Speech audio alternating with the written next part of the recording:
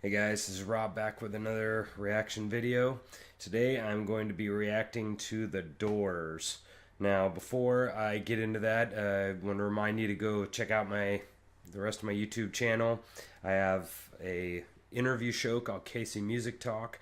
We're interviewing with a bunch of musicians. It's a little bit of a podcast talking about different practice tips and getting along with other bandmates and motivating students and that kind of a thing. So go check that out. Today I'm going to be reacting to Break On Through. Now, I've obviously already heard this tune, a real famous tune from the 70s. I believe this was one of the Doors' first big hits, but very, very cool tune. I'm always surprised to see that, 2:24 is actually a really, really quick tune. But one interesting thing about the Doors is they had a organ player as one of their main members of the band, and they actually did not have a bass player, which is really interesting. He used his left hand to do all the bass on the keyboards, and so, but very, very cool band. The organ gave a very unique sound to them. As you'll be able to hear, this is very 60s California. I mean, it's got a very 60s California kind of sound to it. And then the kind of headliner of the band, Jim Morrison, just fabulous front man. And you'll get to kind of see him in action here. Sometimes he looked very kind of, I don't know what the word is, kind of, he kind of felt pretty whatever about the show he was doing, very I can't even think of the right word for it, but then sometimes he would really go at it and express his really true emotion, and just absolutely fabulous lead singer. So I'll kind of talk about him here in a little bit. So here we go.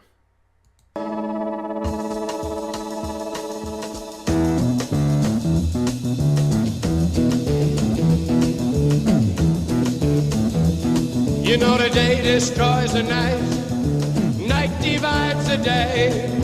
Try to run, try to hide, break on through to the other side. Break on through to the other side. Break on through to the other side, yeah.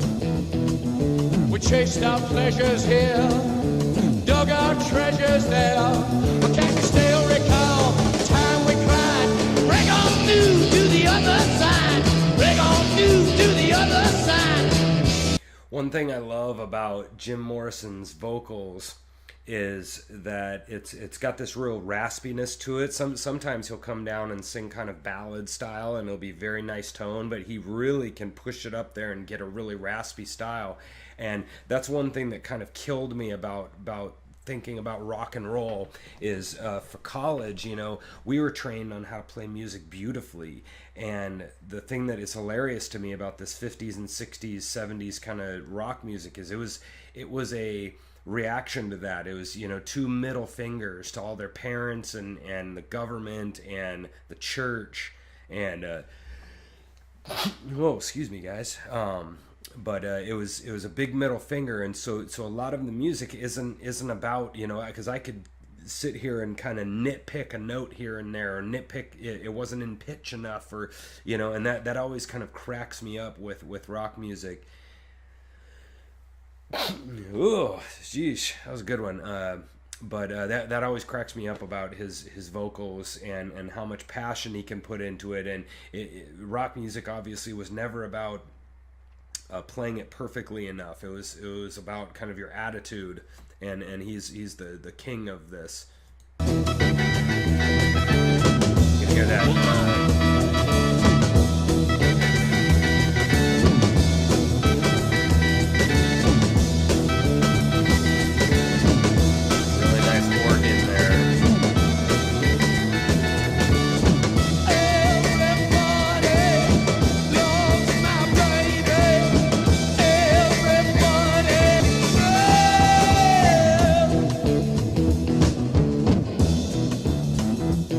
I found an island in your arms.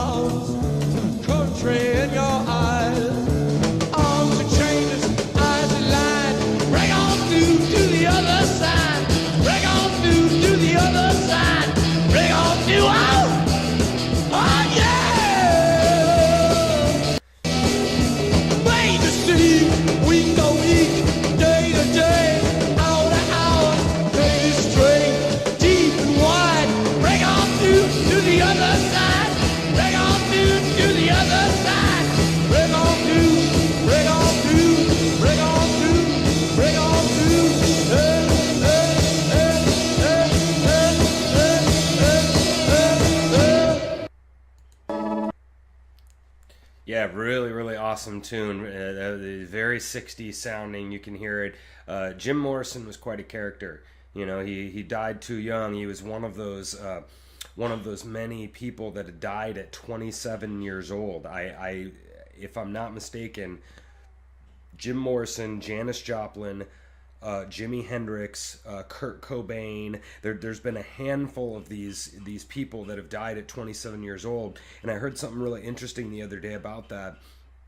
Is that you have a lot of times people want to stay in their adolescence, and so they kind of prolong their adolescence past 18 into this 23, 25, 26, 27, and then when they get to be that 25, 27, they have kind of one of two choices: keep going down their path, or they can sort of wise up and get kind of grow up a little bit. And some of these guys just decided to keep doing the drugs and keep doing the drinking, and then they end up overdosing, et cetera, et cetera. So he might have been doing some amazing artistic statements there, but there was kind of a general failure there. If we want to, it's kind of an interesting way to look at it is we talk about him kind of being this musical hero, but I mean, he ended up overdosing,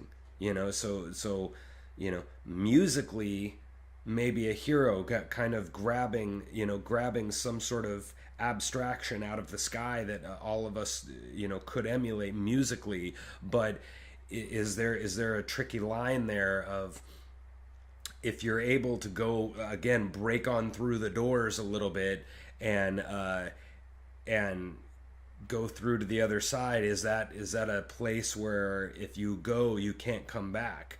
I'm speaking very abstractly right now, but in your head, I mean, you do so many drugs and get out there so far that you can never get back, and then that's when some of these people kind of end up overdosing or committing suicide or whatever. So absolutely fabulous singer and fabulous entertainer, and one of the reasons why people came to their shows was because they didn't know what he was going to do. Right, they had no idea what Jim Morrison was going to do, and so that was kind of the show, is coming to see what he's going to do. And so very, very interesting band. I'll probably do some more of the Doors here soon, but anyway, there you go. Hope you guys enjoyed that. All right, I will see you later.